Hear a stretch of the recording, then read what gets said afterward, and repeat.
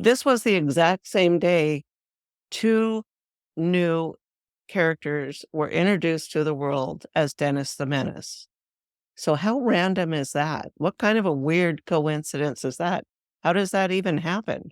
And so I believe that this is what helps show us and tell us that there is some connection among all life. And I don't care what you call it. Some people call it the energetic web. Some people call it God. Some people call it the universe. Whatever you call it, there's some kind of oneness thing that connects us. I have dozens of examples.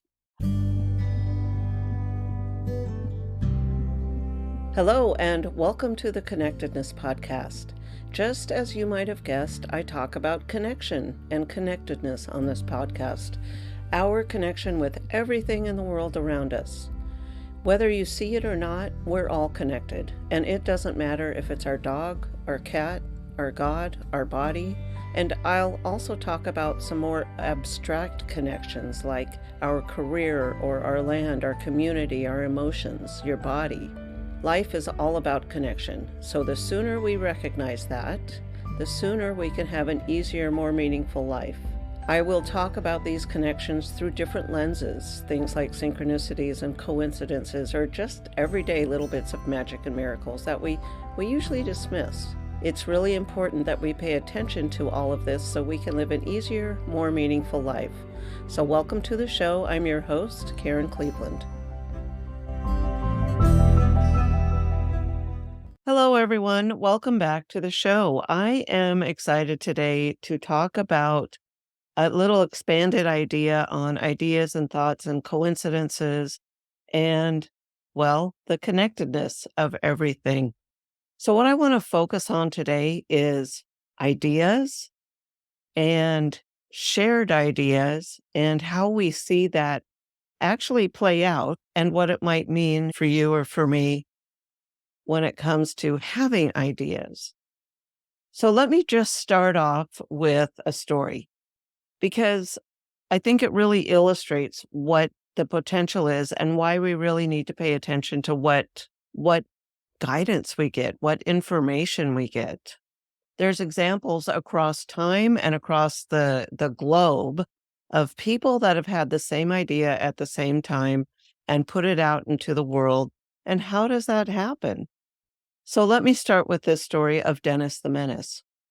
Now, if you're in the United States, you might know of the Dennis the Menace cartoon by Hank Ketchum, and it debuted, let me see if I have the newspaper here. I don't. But it debuted on March 12th, 1951, and this Dennis the Menace is a young kid who got into trouble accidentally, and it was just about his mischievous adventures and his neighbor, Mr. Wilson. Now, here's the thing. On the very same day, March 12th, 1951, over in the United Kingdom, so if you're in the UK, you might be more familiar with this Dennis the Menace, David Law introduced a rebellious character with the same name in the Beano comic. And while he was a little more problematic, the child, that Dennis, this was the exact same day two new characters were introduced to the world as Dennis the Menace. So how random is that? What kind of a weird coincidence is that? How does that even happen? And so I believe that this is what helps show us and tell us that there is some connection among all life. And I don't care what you call it. Some people call it the energetic web. Some people call it God. Some people call it the universe. Whatever you call it, there's some kind of oneness thing that connects us. I have dozens of examples. And I just want to point out what Elizabeth Gilbert says in her book, Big Magic, because the first time I read this book, this really spoke to me, because there's some ideas that I've had in my mind since childhood.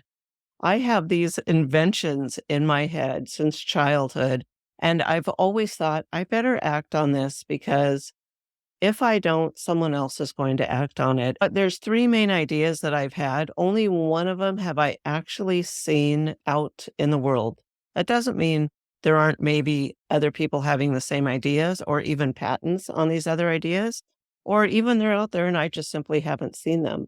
But only one of them very, very recently have I started to see. And I just think it's really curious. But at that aside, so Elizabeth Gilbert talks about ideas, and that if you get an idea and you don't act on it, you abandon it, the idea, it's going to float around until it lands on someone else. Someone said that person has to have the right vibration to catch that idea. There was a gentleman by the name of William Walker Atkinson who did talk about our thoughts going out until they land on someone that has the right vibration to catch those thoughts. But it's kind of the same idea. And I know it sounds very abstract that our thoughts or ideas are just randomly floating out there in the world, in the universe, but they come from somewhere. They originate somewhere. And the more people study how the brain works and where memories are maybe the same place where these ideas come from, memories we've always thought are stored in the brain, but the neuroscientists have been finding, some of them, the ones that are doing the research on it, that you can actually cut out, due to illness or sickness, certain parts of the brain and the memories remain. Or there can be nothing physical wrong with the brain and the memories are gone. So perhaps memories aren't actually in the brain itself. And I know this is going to be a big stretch for some people, but I think it's just okay to be open to the idea. Maybe while it looks like our brain is coming up with the ideas and the thoughts and everything, maybe there is our greater self, something greater that is helping us with those. Maybe it's a collaboration between the two. So maybe it's not strictly one or strictly the other. Maybe it's a collaboration. Anyhow, Elizabeth Gilbert in her book, Big Magic, talks about having an idea for a book at one point. And she is telling her friend, I don't know if it's a friend or an acquaintance, but another author, about a story idea she had. I'm actually just going to read this one part so I don't get the ideas wrong. So Gilbert explains that she once had an idea for a novel about a middle-aged spinster from Minnesota who travels to the Amazon basin. The idea was vivid and alive to her, but due to various circumstances, she eventually lost interest and moved on from writing that book. Later on, Gilbert met Ann Patchett, and during a conversation, Patchett began to describe a new novel she was working on. Amazingly, the novel had a very similar concept and storyline, even though these two had never discussed it before. And the novel was later published as State of Wonder in 2011. So this confirmed Gilbert's belief that ideas are conscious. They're living entities and they move between people looking for the right collaborator. Ideas are conscious, looking for the right collaborator, waiting for that person to bring it to life. So here's what I ask you at this point. Is there an idea you've been thinking about?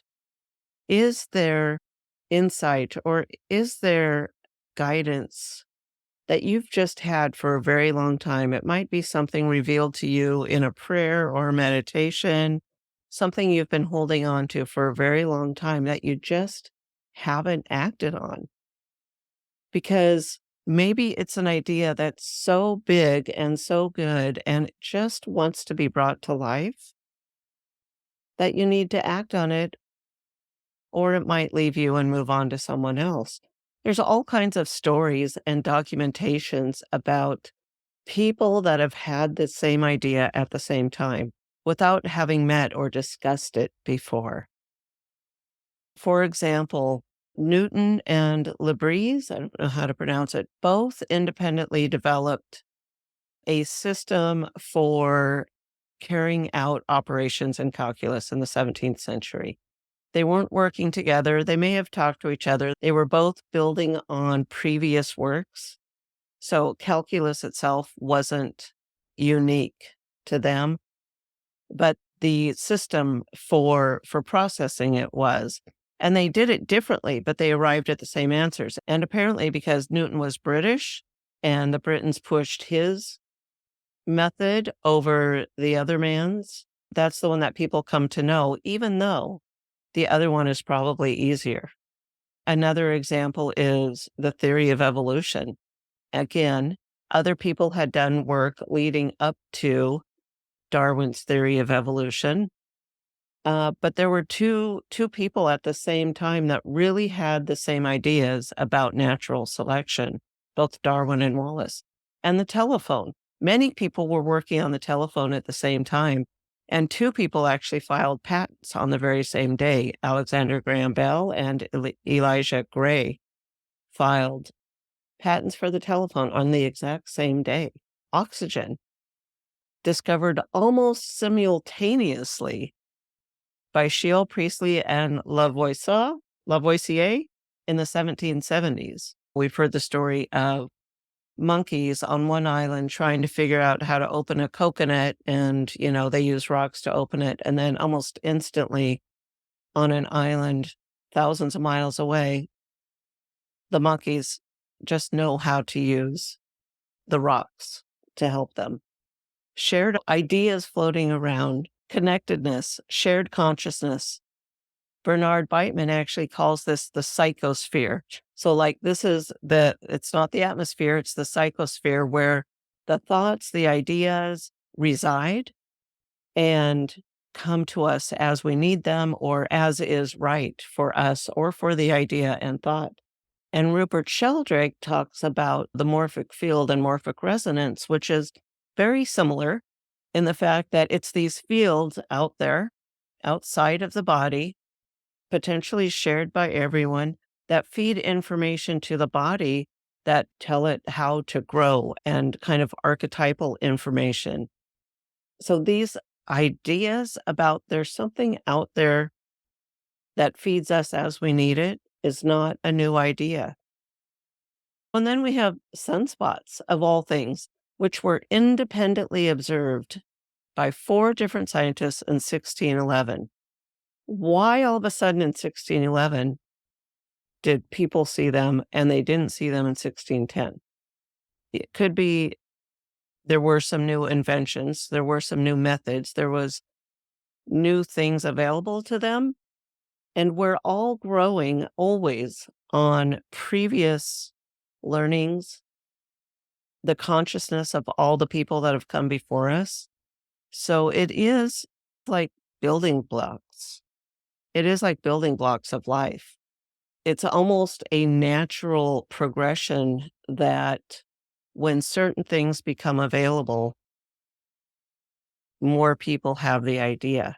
Actually, there's someone that has been studying Bollywood dance songs or Bollywood songs from the movies, and how at almost the same time, songs come out that are very similar in 2 different movies, even though the musicians had never talked to each other. The music is very similar, and it does have something to do with the music of the day and just the whole energy of what's going on.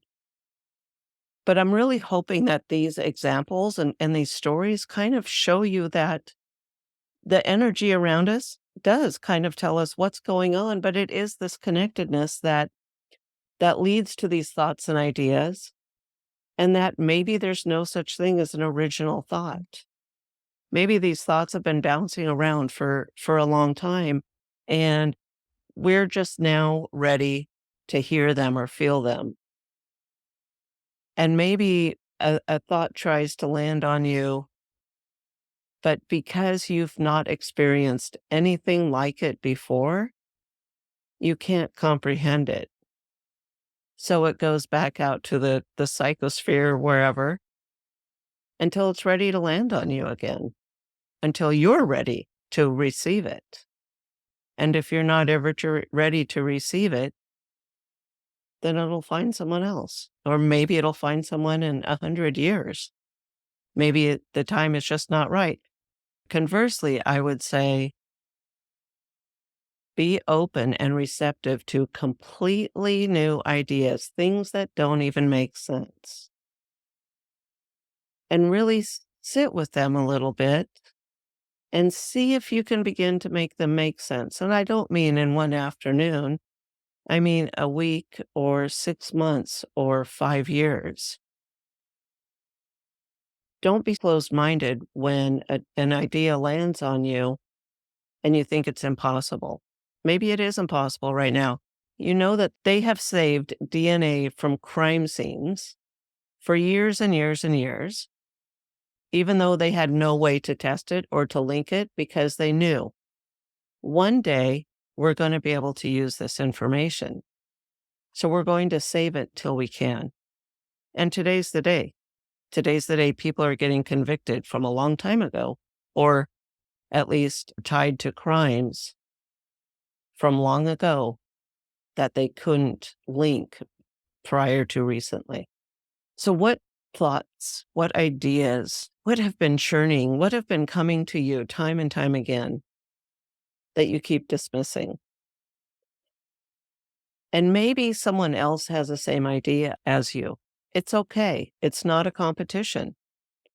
It's not a competition. In fact, chances are, looking at some of these stories about big breakthroughs and big inventions, there's a good chance someone else has the same idea as you. So don't look at it as a competition, and that means you have to act on it. Maybe the world is ready for it, and it's time for you to start putting it out there, even if it's gentle, even if it's in a very gentle, soft, non-capitalistic way. That's okay. But new thoughts for new people is what's going to help us be open to more new thoughts that can help people, help the animals, help the environment, help the earth, whatever it is. So my challenge for you today would be, what's a new thought that you've had lately that you dismissed? And can you be open to just sitting with it and letting it marinate in your head for a little bit, in your body, in your life, in your world for a little bit, and see how it feels and what action might come from it? Coming from someone who fully believes in the connectedness of life, that we are connected with the animals and the trees and the mountains and the rivers, and that I do believe there's a profound link between all of these, and that there is a universal tie that binds us all. I just ask to be open and contemplate. And that's all for now. So bye-bye and have a beautiful day.